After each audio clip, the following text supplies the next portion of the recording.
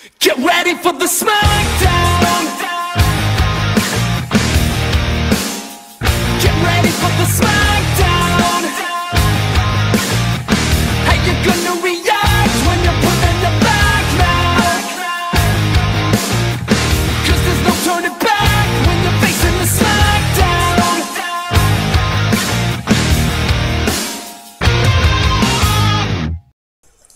Alright guys, back again for another fight for you guys. This one may be kind of funny because I kind of classify this one as the Battle of the Big Heads. Yeah, and you'll see why when I show it to you. So we have M.O.D.O.K from Marvel versus oh boy, Hector Hammond from DC Comics. Yeah, so we got M.O.D.O.K versus Hector Hammond. Like I said, the battle of the big heads. The battle. This fight comes from Myron Thomas. Hey Myron. So let's get this on, shall we? All right. If I laugh throughout this whole thing, guys, I apologize, but it's too funny not to. M.O.D.O.K, which stands for Mental Organism Designed Only for Killing. That's what it stands for. Now, a little big head, number one here, M.O.D.O.K, does have a real name. His real name is George. George Tarleton, I think that was his name, something like that. Until he became a part of like AIM. Like M.O.D.O.K is really associated with AIM, and they pretty much, you know, because he was a part of AIM. And as you all know, M.O.D.O.K he's been around for years, and he's been a lot of he's been enemies, especially with the Hulk and Captain America and, you know, Iron Man at times. But let's get down to, stop razzing on his big head. All right. let's talk about what M.O.D.O.K can do. Right? All right, let's talk about, well, M.O.D.O.K, the man is a super genius. Let's not forget that. Very super genius. He has mental powers. He can control both. He can control just one person or large groups of people. He can generate force fields that's able to withstand. I've seen it one time where he actually put up a mental field, a force field that it stopped a nuclear explosion. I was like, whoa, okay, he's pretty strong.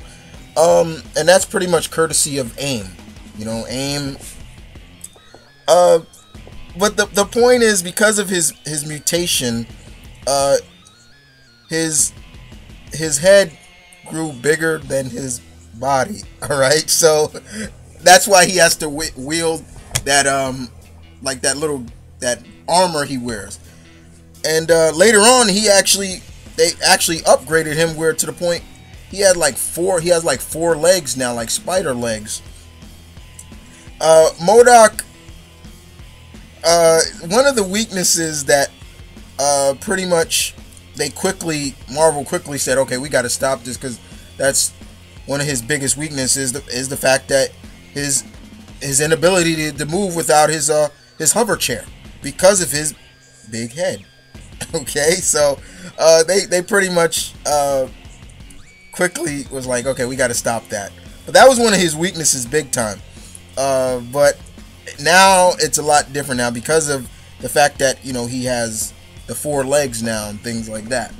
But yeah, that's Hector. That's M.O.D.O.K, guys. So let's move on to his combatant in this, and move on to the DC universe.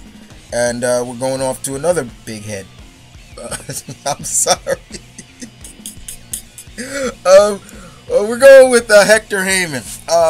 Now, we all know Hector, he's mostly associated through Green Lantern, and that's true.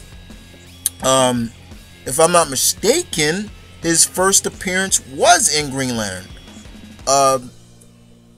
Hector was a criminal. He was a criminal. Most of the time these guys are just petty criminals. And I remember, if I remember correctly, he found a shard or a piece of meteor near Gorilla City, or something like that, and it was the same meteor that evolved Grodd into what Grodd is now. And the radiation, of course, caused Hector to increase his intelligence. So, in a sense, the effects of the meteor did more for him than it did more for him, instead of like devolving him. But however,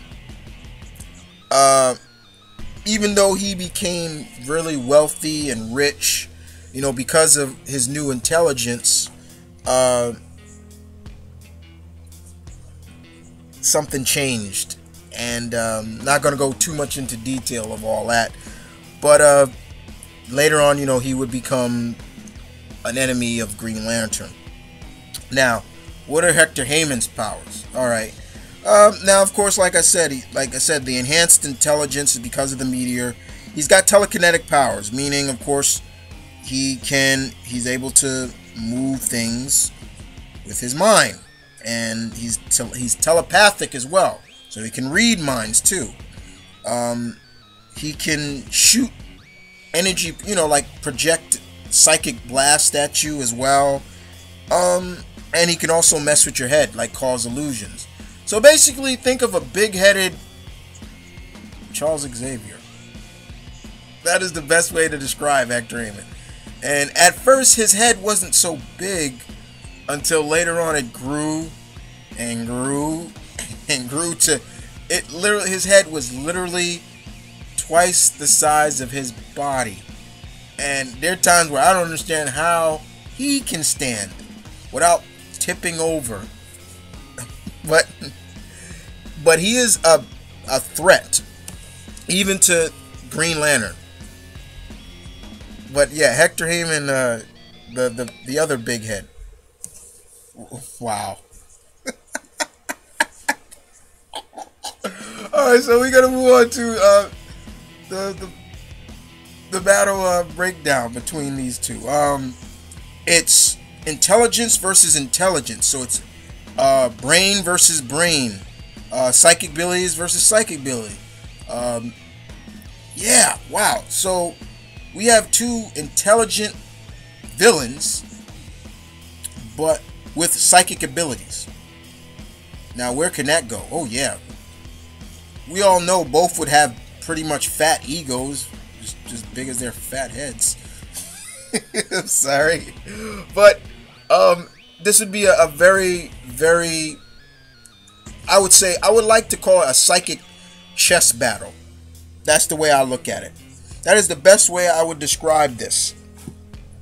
MODOK would feel he's probably the better because he was built and made by greatness. The advanced intellect mechanics, which stands for AIM.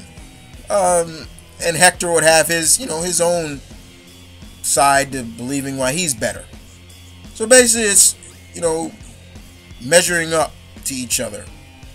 I want to say whose head is bigger than the other, but not. Other than that, I really can't say who would win.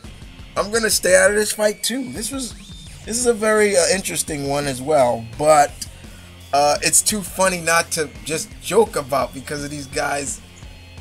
They just got big heads, and they're literally gonna be button heads, in a sense. But I'll leave it up to you guys. Who do you feel wins this? M.O.D.O.K from Marvel Comics or Hector Hammond from DC Comics? And I want to thank Myron, my friend from the Great White North. Thank you for the fight.